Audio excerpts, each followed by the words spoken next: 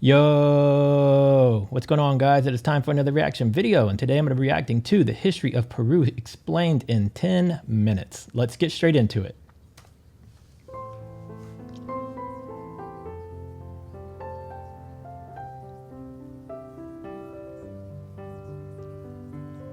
The South American nation of Peru has a population of 33 million people. This extremely mountainous country is bordered by the nations of Ecuador and Colombia to the north. To the east, it is bounded by the massive Portuguese-speaking Republic of Brazil and landlocked Bolivia. Chile bestrides the remainder of South America's western coast, stretching down towards Antarctica. Argentina, Uruguay, Paraguay, Venezuela, Guyana, Suriname, and French Guiana inhabit the remainder of the South American continent. Although the short-lived Inca Empire is the most well-known pre-Columbian state, numerous kingdoms, empires, and city-states inhabited the land stretching far back into the region's prehistory, which provided a strong cultural socio-political foundation for the later Inca. Peru is home to the oldest known city in the Americas, Huarichanga, dated to around 3500 BC.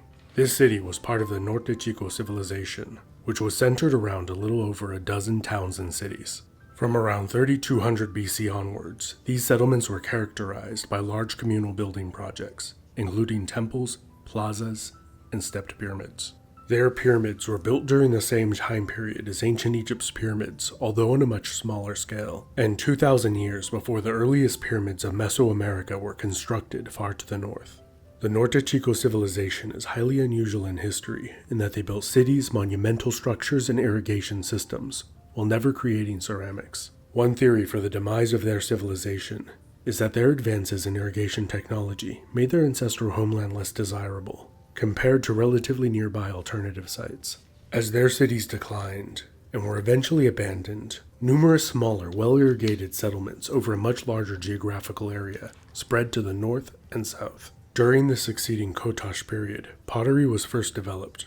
The disparate settlements of this period grew into larger cities and coalesced into the Chavín culture. Throughout the Chavín period, advances were made in metalworking and farming technology. The effective cultivation of potatoes, quinoa, and maize aided the region's rapid population growth. As increasingly complex urban societies developed, the culture became less egalitarian, with a powerful class of priests and hereditary nobility hoarding wealth at the top.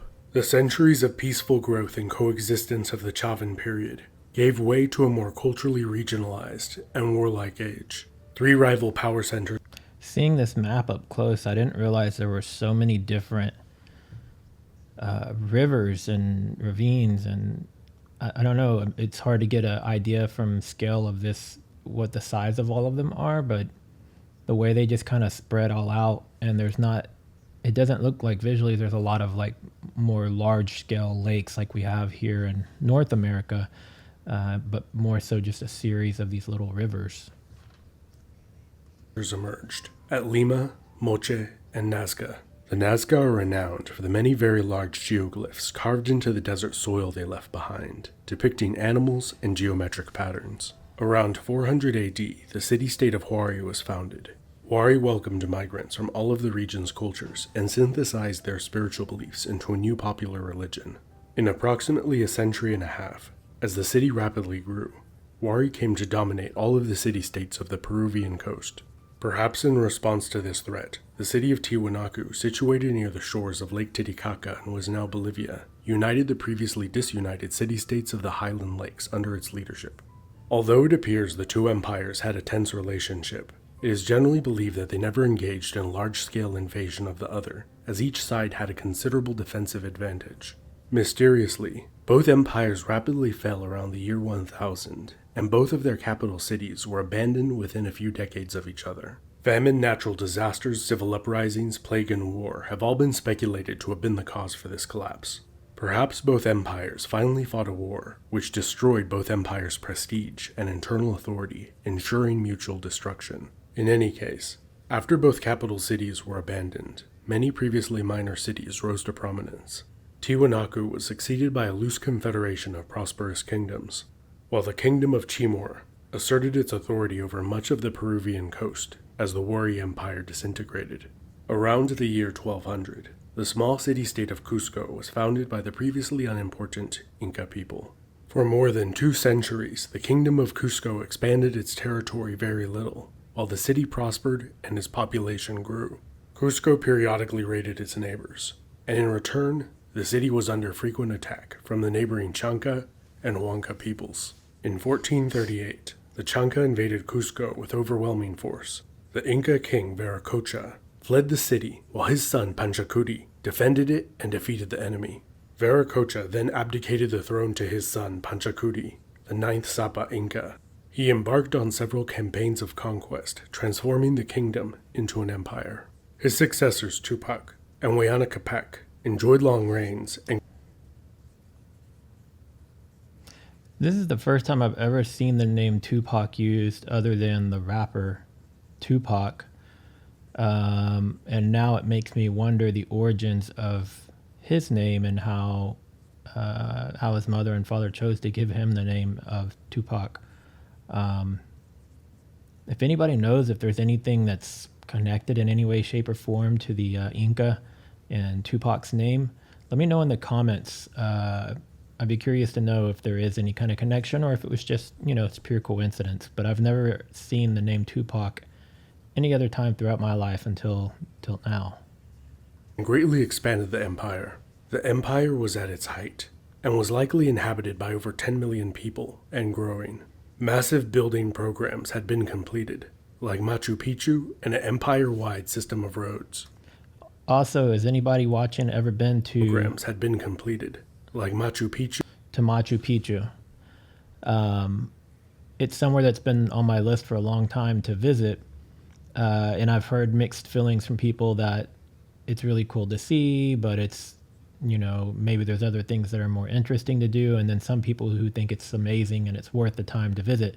So if you've ever been there, let me know your thoughts on it. Is it worth taking a visit to, or is it something I should pass on and do something else? And let me know why. And an empire-wide system of roads. The empire seemed to be on the brink of a golden age, when a strange disease swept through the land. The speed of its transmission was likely aided by the Inca's efficient road system. 3 years earlier, the Spanish conquistador Hernan Cortés had completed the conquest of the Aztec Empire. He not only brought guns, horses, and steel with his army. Unintentionally, he also brought with him a more effective weapon, a host of diseases that had never been encountered in the New World. As I'm beginning to do more and more of these reactions of other countries and other continents, it seems to be a pretty common theme that as these people were coming over from Europe and a lot of other countries, that they brought disease. And the diseases are what killed off a lot of the native and indigenous people of all sorts of countries. It looks like that's kind of what happened in a lot of New Zealand and Australia, and all throughout South America. Just recently, the reaction to Brazil, and it seems to be that was the same thing that happened in Brazil. So it's kind of it's sad that simply exploring and reaching new continents, that so many lives were lost simply to diseases. Now, given the fact that there was also a lot of slavery and a lot of wars and a lot of greed to take land from the indigenous people, it's likely that there still probably would have been a lot of death either way. But regardless, it doesn't justify it, right? So I wasn't saying it in that manner, but point being is, whether they came there to fight and kill people or not, lots of lives were lost because they came there through disease or war. Smallpox, measles, typhus, influenza, and diphtheria all ravaged the Inca Empire in repeating waves. The Sapa Inca, Huayna Capac and his heir, both died from the plague. His sons, Huáscar and Atahualpa, proceeded to fight a brutal 3-year-long civil war. Atahualpa was victorious, but over 100,000 of the empire's best troops perished in the fighting. Then, Francisco Pizarro González, the second cousin of Hernan Cortés, invaded with a small expeditionary band.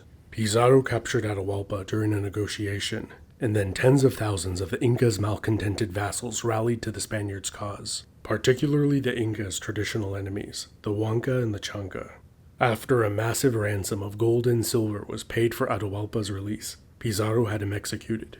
In 1537, Cusco was taken after a 10-month siege. It took 35 more years, 40 in total, to complete the conquest of the Inca Empire. It is estimated that as much as 95% of the Inca Empire's population died within 50 years of the height of its power, although many were slain by 95% of their population. That's insane. war and its horrible side effects. Most died from disease. In 1542, the Viceroyalty of Peru had been established, with a capital on the coast at Lima. Under the Spanish Empire, the Viceroyalty of Peru expanded to cover most of the South American continent, before being broken up into smaller viceroyalties. Throughout the Spanish Empire, Peru played a vital role in its finances, particularly one mountain, Potosi. For over a century, more than 60% of the silver mined in the world came from Cerro Potosi, sitting at over 15,000 feet above sea level. Potosi, a city of the same name, became one of the most wealthy and populous cities in the world. It was one of the fastest growing cities in history after silver was discovered there, growing from a few hundred to over 200,000 people in the span of a few decades. Wow. Later, as silver production slowed, the city declined. During the 18th century, two major rebellions occurred where the indigenous Quechua and Aymara people fought to establish independent territory. Both were brutally put down. In 1826, Peru gained its independence from Spain after a 15-year war, which was part of the larger Spanish-American Wars of Independence. Peru and Bolivia joined together to form a short-lived state, which was dissolved after an unsuccessful war with Chile. In all, Peru fought 9 wars alongside and against its neighbors throughout the 19th century. Most were minor border clashes, with the exception of the War of the Pacific, where 35,000 casualties were suffered on both sides. Bolivia lost its access to the sea. During the 20th century, Peru had more border clashes with its neighbors, and the Peruvian Republic was largely governed by military junta. Like many other countries, Peru was also the stage for Cold War proxy conflict. Fortunately, over the past few decades, conflict has subsided, while the economy and average standard of living has drastically improved. Stability within the country has also meant that archaeology has flourished within Peru. Until relatively recently, very little was known about the pre-Inca civilizations of Peru, like the Moche. In the fascinating documentary, Lord of Sipan, available on this video sponsor, CuriosityStream, the Moche civilization is brought to life by reenactors and beautiful-looking CGI reconstructions. The Lord of Sipan has been called the King Tut of the Americas, as his tomb has shed light on a little-known age. You can watch The Lord of Sipan on CuriosityStream, a curated streaming service hosting thousands of documentaries and nonfiction titles, covering a wide variety of topics. It is only $2.99 a month, far less than comparable streaming services. The annual plan is a crazy good bargain, at only $20 for a whole year, so go to curiositystream.com/epi. And for my viewers, use the promo code EPI during sign-up to get 30 days membership for free. It is crazy to think that Moche civilization lay buried, forgotten, and unknown until the 20th century, and what other civilizations could be buried out there. This has been Epimetheus. Thanks so much to my patrons for supporting this channel, and all of you who watch, like, comment, and share. If you guys like that, go check out his channel. It's Epimetheus. It looks like he's got a lot of other videos similar to this one. It was a really comprehensive video. Some of the information was new to me. Some of it I was a little bit more familiar with. And looking forward to reacting to more content from Peru. So if you guys got some suggestions on videos I should check out about Peru, whether it's history, food, culture, music, whatever, I want to check it out. So share your thoughts in the comments. If you got links to some videos, please provide links. It's very helpful. And if you're new here, make sure to subscribe and click that bell so you'll get notified every time I upload a new video. And I'll see you guys in the next one. Later.